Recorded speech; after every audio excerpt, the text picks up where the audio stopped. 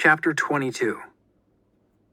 Wait, this CIA guy was telling me he thought Darius wasn't a terrorist?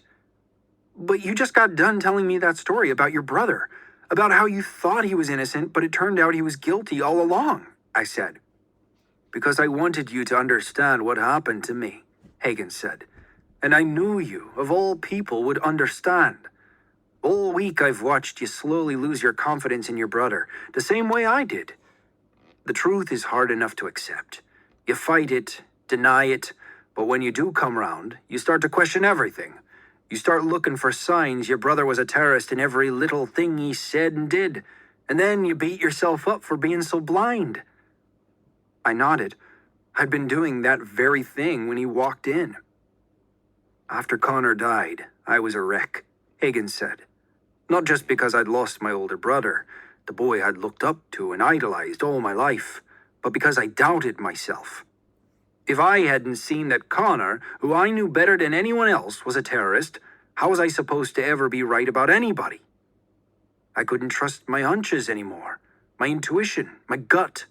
He thumped a fist on his chest. From that moment on, I was forever second-guessing myself. My coach always says, no distractions, no doubts, no second guesses, I said. Wisdom of the ages, that is, Hagen said.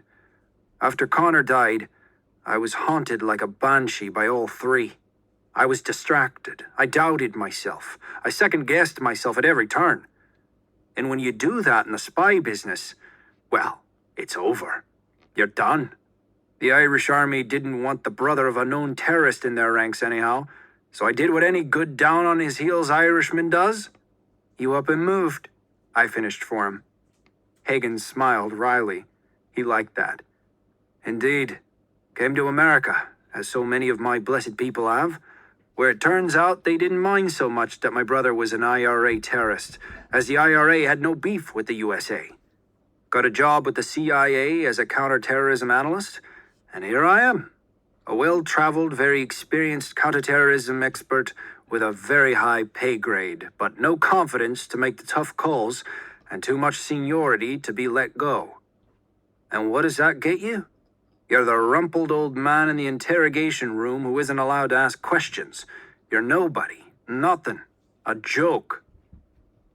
Hagen ran his hands over his face and up through his unkempt hair, then slapped his knees, surprising me. I want to believe again, Cameron. I want to be the man I once was, the man who believed my brother was innocent. No, who knew my brother was innocent. I want to stop second-guessing every last thing. I want to have a gut feeling about something and be right about it for once. And I've got a gut feeling about your brother, Cameron. I think he's what you've been saying he is all along.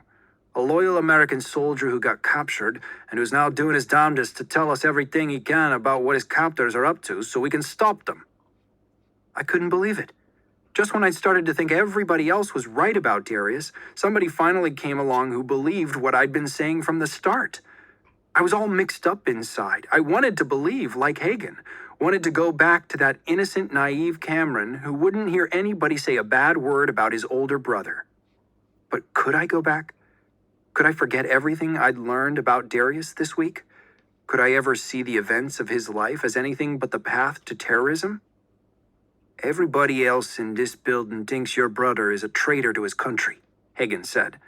And they may be right. I don't know. That's my curse. I can't trust my gut anymore. But I want to try. So I'm choosing to believe in you, Cameron. In you and your brother and your code of honor. The only question now is, do you still believe? That was a good question, and one I wasn't sure I had a good answer to. I don't know if I do anymore, I told him. But I want to.